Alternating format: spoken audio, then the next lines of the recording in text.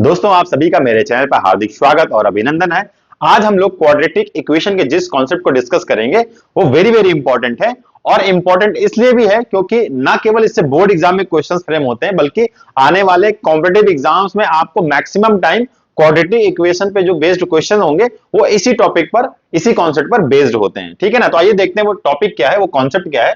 देखिए, पहले वाले वीडियोस में हम लोग डिस्कस किया था कि कोई क्वाड्रेटिक इक्वेशन अगर गिवन है तो हम फैक्टराइजेशन मेथड यूज करके कैसे हम उसके रूट्स निकालते हैं। नाउ अब हम डिस्कस करेंगे कि कोई क्वाड्रेटिक इक्वेशन अगर हमें गिवन है तो हम उसके roots by using quadratic formula कैसे निकालेंगे। तो देखते हैं, एक हमारे पास क्वाड्रेटिक इक्वेशन ले लेते हैं, √2x² plus 7x plus 5 time √2 is equal to 0। और ये प्रॉब्लम 2013 के बोर्ड के एग्जाम में पूछी भी जा चुकी है। ठीक है ना। तो इसको सॉल्व करने के लिए हमें क्या यूज करना है, क्वाड्रेटिक फॉर्मूला। और क्वाड्रेटिक फॉर्मूला होता क्या है बच्चा, हमें पता है। क्या पता है कि अगर कोई क्वाड्रेटिक इक्वेशन इस तरीके से लिखी गई है, plus c is equal to 0, तो जो क्वाड्रेटिक फॉर्मूला है वो बड़ा ही सिंपल है। क्या है, ऐसे केस में x is equal to -b plus minus square root के अंदर b² - 4ac divided by 2 times a। ठीक है। अब a b c क्या है, स्टैंडर्ड पॉलिनोमियल अगर हमने इस तरीके से लिख रखा है, a क्या है, x² का कोफिशिएंट है, b क्या है, x का कोफिशिएंट है, और c क्या है, कांस्टेंट टर्म है। ठीक है ना। कभी फ्यूचर में अगर आप x की जगह t² दिखे, यहां पे t दिखे, तो टेंशन नहीं लेने का। ठीक है ना, हमारा कॉन्सेप्ट क्लियर है। बस यहां x की जगह क्या हो जाएगा, t हो जाएगा। करेक्ट। तो ये तो हमें पता है, इसमें क्या ही नया है। चलिए आगे चलते हैं। अब देखिए, इन वाले भाई साहब को जो इसके अंदर है, इनको हम बहुत अच्छे से जानते हैं। क्या बोलते हैं इनको, हम डिस्क्रिमिनेंट बोलते हैं, दैट इज d। और ये होता है b² - 4ac। अब आने वाले समय में जो भी क्वाड्रेटिक इक्वेशन में हम लोग पढ़ेंगे वो सारा का सारा इन्हीं दो फॉर्मूलों पर बेस्ड होगा, इन्हीं दो फॉर्मूलों पर चलेगा। अपनी पूरी कहानी, अब पूरी पिक्चर इन्हीं दो कैरेक्टर पर बेस्ड होगी। ठीक है। तो इन्हें बहुत अच्छे से एंजॉय करेंगे और ना केवल बेसिक लेवल हम लोग डिस्कस करेंगे, आईआईटी जेई लेवल तक का हम लोग इस पर डिस्कस करके ही रहेंगे। ठीक है ना। और दोस्तों, क्वाड्रेटिक फॉर्मूले को अप्लाई करके इस प्रॉब्लम को सॉल्व करने से पहले मैं एक पॉइंट आपके साथ डिस्कस करना चाहता हूं, जो अक्सर स्टूडेंट मिस्टेक करते हैं वो मैं डिस्कस करना चाहता हूं। ऐसे केस में स्टूडेंट्स हमेशा प्लस और माइनस के केस में मिस्टेक्स करते हैं। कभी प्लस की जगह वो माइनस ले लेते हैं, कभी माइनस की जगह प्लस ले लेते हैं। और ऐसे में होता क्या है, कैलकुलेशन के टाइम पर उनसे मिस्टेक हो जाती है और प्रॉब्लम को सॉल्व करने के बाद भी जो फाइनल आंसर आता है उनका, वो कई बार गलत आ जाता है, कई बार रॉन्ग आ जाता है। तो क्यों वो होता, क्यों है, उसके पीछे का लॉजिक भी समझिए। देखिए, यहां पे माइनस दिख रहा है, यहां पे प्लस माइनस दिख रहा है, फिर यहां पे माइनस दिख रहा है। तो ऐसे में हम क्या करें कि हमारी मिस्टेक्स जीरो हो जाए, हमारी मिस्टेक्स हो ही ना। ऐसे के लिए क्या करिए, हमेशा जो भी क्वाड्रेटिक इक्वेशन आपको गिवन है उसके ठीक नीचे आप standard form of the quadratic equation लिखिए। इंश्योर करिए कि जो आपका क्वाड्रेटिक इक्वेशन आप लिख रहे हैं वो भी इसी फॉर्म में हो। अगर इस फॉर्म में नहीं है तो पहले आप उसे कन्वर्ट करिए। क्यों कन्वर्ट करिए, मैं बताता हूं। जैसे सपोज करिए आपके पास लिखा हुआ है 1/x - 1 plus x is equal to 2 लिखा हुआ है। अब देखिए, ये इस स्टैंडर्ड फॉर्म में तो नहीं लिखा हुआ है। पहले आप इस एक्सप्रेशन को इस क्वाड्रेटिक फॉर्म में लिखिए, उसके बाद उसे हम कंपेयर करेंगे इस ax² plus bx plus c से। ठीक है ना। इस पर भी बेस्ड बहुत सारे क्वेश्चंस फ्रेम होते हैं आपके बोर्ड के एग्जाम में, उसको हम आगे देखेंगे। फिलहाल अभी के लिए ये है कि सबसे पहले स्टैंडर्ड फॉर्म लिखिए, उससे कंपेयर करिए। अब जैसे ही हम कंपेयर करेंगे, a की वैल्यू क्या आ गई, √2 आ गई, b की वैल्यू क्या आ गई बच्चा, 7 आ गई, और c की वैल्यू क्या आ गई, 5 टाइम्स √2 आ गया। बस इतना ही करना है आपको। अब दूसरा काम क्या करना है, हमेशा अगर नेगेटिव साइन है तो उसके साथ आप ब्रैकेट जरूर यूज करिए। क्या यूज करना है, ब्रैकेट यूज करना है। कब, जब नेगेटिव साइन हो। ठीक है ना। अच्छा, अब हम x के पास जाते हैं। x इज इक्वल टू क्या करना भैया, माइनस माइनस लिखा है, b की वैल्यू कितनी है, 7 लिख लिया, प्लस माइनस स्क्वायर रूट के अंदर जाएंगे, क्या है, b²। अब कोशिश ये करिए कि यहां पे आप पहले लिख दीजिए, क्या लिखना है आपको, 7 का स्क्वायर माइनस 4 टाइम्स क्या है, a क्या है, √2 लिख दिया, मल्टीप्लाइड बाई 5 टाइम्स √2।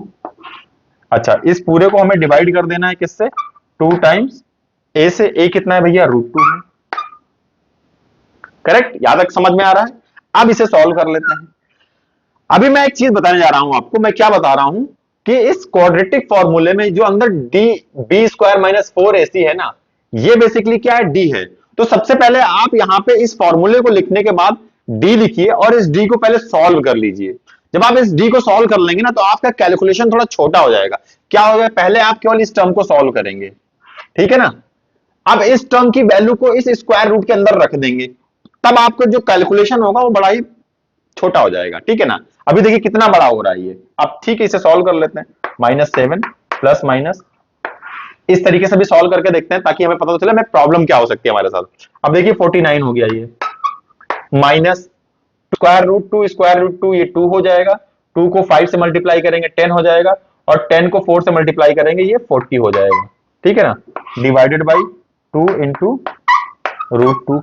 अब देखते हैं ये क्या प्रॉब्लम होगी जो मैं बता रहा हूं आपको, अगर आप ये पूरा का पूरा एक्सप्रेशन एक साथ लेके चलते हैं। तो देखिए -7 प्लस माइनस स्क्वायर रूट, अब 49 माइनस 49 आया, 9 लिख लिया, ठीक है भैया, 2 स्क्वायर रूट 2, ठीक। अब इसे थोड़ा और सॉल्व करेंगे तो क्या आ जाएगा ये, -7 प्लस माइनस स्क्वायर रूट के अंदर 9 है तो ये 3 हो जाएंगे, ठीक है ना, 2√2 हो गया, ठीक है। इसे थोड़ा और सॉल्व करेंगे तो x की दो वैल्यूज आएंगी, एक बार -7 प्लस 3 डिवाइडेड बाई 2√2, ठीक है, और एक बार आएगा -7 माइनस 3 डिवाइडेड बाई 2√2, ठीक है ना। ये दो वैल्यूज आएंगी यहां से, इसको और सॉल्व कर लेंगे। इसको और सॉल्व करेंगे आप तो क्या आ जाएगा, x की एक वैल्यू आएगी, x की क्या, 7 माइनस के साथ है प्लस 3 यानी -4, माइनस का 4 डिवाइड बाई 2√2, 2 से 2 कैंसिल हो जाएगा तो ये बचेगा 2 डिवाइड बाई √2, और इसका मतलब फाइनली ये आ जाएगा √2, ठीक है ना। 2 को √2 से डिवाइड करेंगे तो क्या आएगा, √2 आ जाएगा। अच्छा दूसरा क्या, यहाँ पे माइनस माइनस -10, 2 से डिवाइड करेंगे तो -5 बाई √2 आ जाएगा ये, ठीक है ना। ये दो आंसर आ गए हमारे पास, ये दो आंसर आ गए, करेक्ट। अब देखिए मैं जो बताने जा रहा था आपको, अगर आपने पहले बी स्क्वायर माइनस 4ac को निकाल लिया होता तो आपके पास जो इतना सारा कैलकुलेशन करना था ना, ये नहीं होता, क्योंकि डायरेक्ट आप यहां पे क्या लिख सकते थे, 9 लिख सकते थे। इसका मतलब कि ये टर्म आपके साथ गायब हो जाता, सीधे सीधे आप ये वाला डायरेक्ट यहां पे लिखते, उसके बाद आपके लिए देखिए कैलकुलेशन बड़ा इजी हो जाता, ठीक है ना, कैलकुलेशन बड़ा इजी हो जाता, ठीक है। कैसे, जैसे हम यहाँ पे अगर डी की वैल्यू पहले निकाल लें, डी की वैल्यू निकालने, क्या हो जाएगा, बी स्क्वायर माइनस 4ac का मतलब हो गया 7 का स्क्वायर माइनस 4 इंटू ए इंटू सी, ठीक है। इसे सॉल्व कर लेंगे तो ये आ जाएगा 49 माइनस 40 इज इक्वल टू 9 आ गया। अब सीधे सीधे इस 9 की वैल्यू, इस 9 को यहाँ पे स्क्वायर रूट के अंदर रख देंगे, वहां से हम सीधे वैल्यू निकाल लेंगे। तो ये तरीका ज्यादा आसान भी है, और साथ ही साथ इसमें गलती होने के चांसेस लगभग लगभग 0 है, ठीक है ना। तो हमेशा इस वाले कॉन्सेप्ट को आप लेकर चलेंगे, ठीक है ना। तो चलिए एक और प्रॉब्लम को सॉल्व करते हैं और देखते हैं ऐसे कॉन्सेप्ट को हम अप्लाई कैसे करते हैं। और दोस्तों 2019 के बोर्ड के एग्जाम में ये प्रॉब्लम पूछी गई थी, देखिए कितना सिंपल सा क्वेश्चन है ये, बट ये अभी देखिए क्वाड्रेटिक फॉर्म में आपको दिख नहीं रहा है। तो सबसे पहले हमें क्या करना है, इसको क्वाड्रेटिक फॉर्म में कन्वर्ट करना है। इसका मतलब कि हम पहले इसको ऐसे करेंगे, एक्स स्क्वायर प्लस कितना हो जाएगा 10x plus 25 is equal to 10x minus 6, ठीक है। अच्छा ये हो गया, इसे और थोड़ा सा सॉल्व करेंगे तो हमें क्या दिख रहा है, x square plus 10x plus 25, इस तरफ आएगा ये 10x हो जाएगा प्लस 6 इज इक्वल टू 0। अब ये कुछ कुछ दिखने लगा, फिलहाल तो इसे और सॉल्व करते हैं। ये कैंसिल आउट हो जाएगा, ये कितना हो गया 31, ठीक है। ये कितना आ गया, एक्स स्क्वायर प्लस 31, ओहो हो। अब इससे ना देखिए क्या क्या इंफॉर्मेशन हम एक्सट्रैक्ट कर सकते हैं, क्या क्या निकाल सकते हैं। देखिए समझिए इस बात को, x square plus 31 is equal to 0 हो रहा है, इसका मतलब हम ये कह रहे हैं कि एक पॉजिटिव नंबर है, ये कोई पॉजिटिव नंबर है। मतलब मैं 0 भी मान लूं, अगर इसे चलिए 0 मान लूं, उसमें 31 ऐड कर रहा हूं तो 0 हो जा रहा है, ये तो पॉसिबल ही नहीं है यार, कोई पॉसिबल ही नहीं। इसका मतलब कि यहां पे कुछ इम्पॉसिबल टाइप की चीज हो रही है। इसका मतलब कि यहां पर क्या हो रहा है, इमेजिनरी रूट्स आने वाले हैं। Very good. अब वो कैसे हम और पता कर सकते हैं, समझिए इस बात को। हमें ये पता है कि क्वाड्रेटिक इक्वेशन है, इसको स्टैंडर्ड फॉर्म में लिखते हैं पहले। अभी हमें पता नहीं, मान लीजिए कि हमें पता भी नहीं है, हमें हमारा बेसिक कॉन्सेप्ट क्लियर है बस, ठीक है ना। तो हमने क्या किया, इसको हमने स्टैंडर्ड फॉर्म में लिख लिया पहले, एक्स स्क्वायर प्लस अब इसमें x वाला टर्म गायब है तो उसको 0 के साथ लिख देंगे, प्लस 31 इज इक्वल टू 0। इसे हमने कंपेयर किया किससे, ए एक्स स्क्वायर से, b x and c is equal to 0 से कंपेयर किया। ए की वैल्यू आ गई 1, बी की वैल्यू आ गई 0 और सी की वैल्यू आ गई 31। ठीक है ना। अब हम सबसे पहले डी निकालेंगे, क्या है वो डी, डिस्क्रिमिनेंट क्या है, minus B square minus 4ac। ठीक है, इसे सॉल्व कर लेंगे।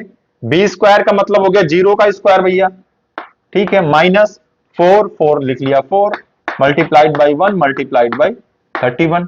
ठीक है, इसे और सॉल्व करेंगे तो ये आ जाएगा माइनस टाइम्स 124।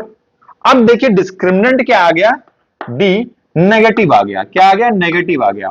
हमने प्रीवियस लेक्चर में क्या पढ़ा था, जब जब डिस्क्रिमिनेंट नेगेटिव हो जाएगा हमें क्या मिलेंगे, क्या मिलेंगे, क्या मिलेंगे, इमेजिनरी रूट्स। Very good. तो इस केस में हमें साफ साफ दिख रहा है कि अब हमें इमेजिनरी रूट्स मिलने जा रहे हैं, जो कि यहां से भी हमने आइडेंटिफाई कर लिया था। ठीक है ना, बट हमें क्या था कि बेसिक कॉन्सेप्ट को अप्लाई करके देख तो लें भाई एक्चुअल में हो क्या रहा है। तो यहां हमें क्या मिल रहा है, क्योंकि डिस्क्रिमिनेंट नेगेटिव हो रहा है यानी लेस देन 0 हो रहा है, इसलिए इस क्वाड्रेटिक इक्वेशंस के जो सॉल्यूशन होगा, जो रूट्स होंगे वो क्या होंगे, क्या होंगे, इमेजिनरी, इमेजिनरी रूट्स और नो रियल सॉल्यूशन, ये भी कहते हैं, और नो रियल रूट्स। ठीक है ना, तीन में से कुछ भी हो सकता है, वो आपसे पूछ सकते हैं, वो आपको बता देना है। करेक्ट, मिल गया, वेरी गुड। तो चलिए चलते हैं नेक्स्ट क्वेश्चन की तरफ।